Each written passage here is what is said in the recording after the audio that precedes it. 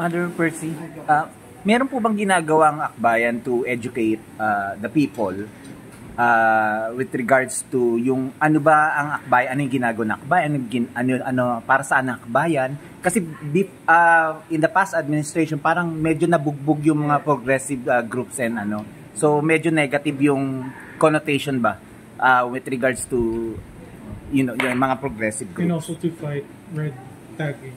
Yes. Yeah. Matindi yung ginawa ng previous administration to marginalize its opponents. Yan yung classic na galawan ng mga local officials, diba? Kasi yung mga local officials, lalo na yung mga local dynasties, hindi sila sanay na may kumukontra at nagtatanong sa kanila.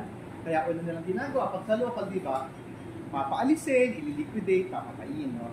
At gano'n din yung ginawa niya nung siya ay presidente, si Pangulong Duterte. So, minarginalize talaga niya, inetsakwera, hinaras yung mga progressive groups, hanggang sa na-institutionalize in the previous administration na dati. Kaya matindi ang galit. Galit talaga, lalim ng hugot. Ang lalim ng hugot ko dyan kasi dati akong official ng National Youth Commission. And then, when we left the NYC, I felt that it was a relatively progressive agency. May malinaw na plano, nakalatag, may systems in place. Tapos ma-realize ko, yung NYC, yung number 1 government agencies na nagre-red tag ng mga kabataan. So in doing so, they're putting young people at risk. Tapos, disincentive para sa mga kabataan na active. Para sa mga young people na active, na who take on leadership positions. So lang ko, paano pa mag-active sa mga organizations, sa mga bagets, kung nare-red tag sila? So, kaya ngayon, buti na lamang at may pagbabago doon sa ating political atmosphere. What we're trying to do now is we're trying to push back, institutionalize, so dapat ipagbawal talaga itong red tagging. Tapos napakahalaga ng papel ng political parties like Akbayan at saka ng mga educational institutions. No? Sa ngayon, yung mga partnerships na ito is working now na iyakin na yung mga educational institutions hindi nagiging instrument for red tagging. May ilang kasi noon na educational institutions, ginagamit yon para tigilan yung dissent inside the campus para wala nagre-reklamo. Diba? Sila pa mismo yung nagpapa-red tag sa kanilang mga students. So, we're trying to also educate yung mga kababayan natin na sa pagpili natin ng kandidato, mahalaga rin tingnan yung kanyang political party. Wala pa tayo ganun consistent kasi we're a very personalistic political system. Diba? Pinipili natin lagi sino yung sikat, sino yung Gandhis, sino yung fresh, o sino yung magaling kumanta, ganyan. Tapos bahala na kayo mag-governance time na.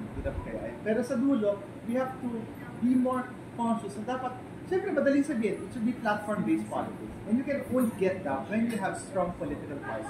Kasi yung mga tao, they can easily change positions. Sabihin, itong position ko sa issue na ito ngayon, next, hindi na.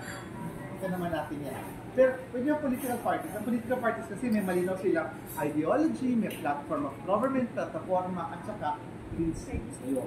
Halimbawa, itong partido na Akbayan ay para siya sa mga nasa laylayan, para siya sa equality, para siya sa equal opportunity.